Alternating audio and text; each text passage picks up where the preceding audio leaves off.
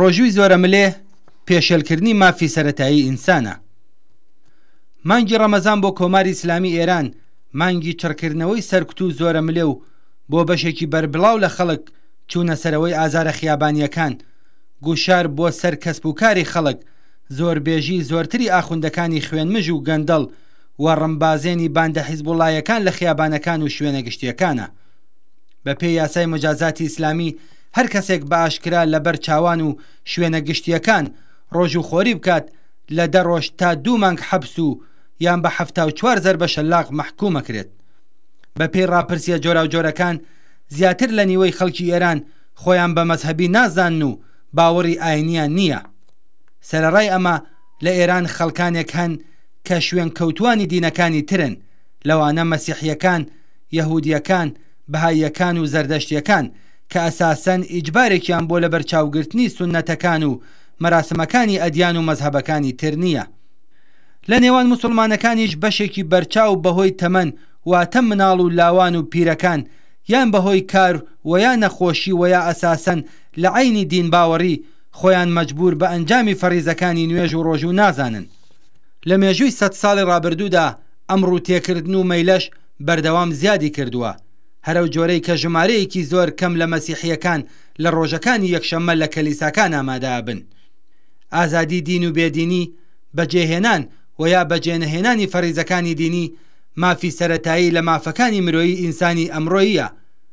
بنەڕەت خوازانی توندڕە و کۆنەپەرستێکی وەک کۆماری ئیسلامی ئێران، تاڵەبانی ئەفغانستان و باقی گروپە تێرۆریستە ئیسلامیەکان دەیان هەوێ بە زۆری شەلاق و زیندان خەڵکێک کە ڕۆژی نەخدی ئەمڕۆیان لێ کردوونەتە جەهەنەم بە زۆر دەیان هەوێ بە قەرزی بەهەش دڵخۆشیان کەن. خۆنواندن و نیشاندانی ڕۆژ و خواردن تێرمێکی درۆین و قولابی ئاخوندەکانە کە مافی ئینسانی و سەرەتایی کەسانی ناو کۆمەڵگە پێشێلەکات.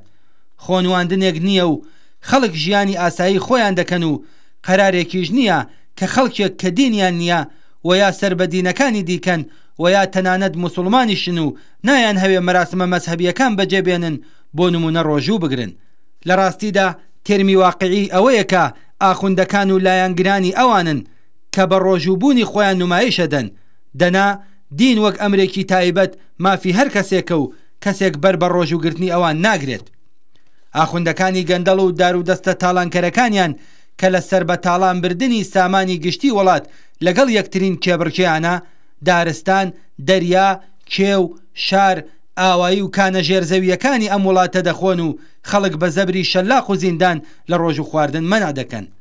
بەکارهێنانی زۆر و پێشێلکردنی مافی سەرەتایی ئینسان بەشێکی گیانەکراوە لە ناوەڕۆکی دەسەڵاتی ڕژیمی ئیسلامیە و لەسەر ئەو بنەمایە دامەزراوە.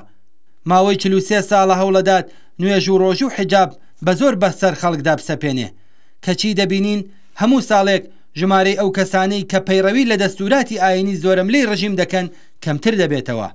جیای دین لە دەوڵەت، جیای دین لە ئاموزش و پەروەرش، بڕینی یارمەتی بە ناوەندەکان و شوێنە مەزهەبیەکان، دانانی ماڵیات بۆ سەر تەجارەتەکانی مەزهەبی و کردنی مەزهەب بە بژاردەی ئازادانەی ئینسانەکان، ئازادی دینداری و بێدینی تەنها ڕێگەی چارەی ممکن و ئینسانیە بۆ بەرگرتن لە دەست درێژیکردنی باندەکانی مەزهەبی بۆ سەر مافی ئینسانی جەماوەری خەڵک. ئەوەی خەڵک چ دەخۆن و چ لەبەر دەکەن، چ کاتێک و لەکوێ دەخۆن پەیوەندی بە ڕژیم نییە و تەنها قازانجی گشتی سڵامەت و بێهداشتی کۆمەلگا، ئەمنیەتی شارۆمەندان و ڕاگرتنی پاک و خاوێنی ژینگە لەم بابەتانەوە دیاریکەرە. ئاستی کەلتوری گشتی خەڵک و ناوەندەکانی دموکراتیکی یاسادانان دیاریەکەن کە چۆن و بۆچی و لەکوێ جێگەی خواردنەوە و خواردنە و چ جۆر لیباسێک شیاوی شوێنی کارە و ڕژیم مافی دەستێوەردانی لە ژیانی خصوصی خەڵکدا نییە. جیا لەمانە کاتێک کە ڕێبەرانی گەندەڵ، فریوکار و درۆزنی مەزهەبی کە خۆیان لە هیچ کارێکی ناشرین و نائینسانی پارێز ناکەن، چۆن نەتوانن ئەوە بەسەر خەڵکێکدا بسەپێنن کە چۆن بیر بکەنەوە و چۆن ژیان بکەن.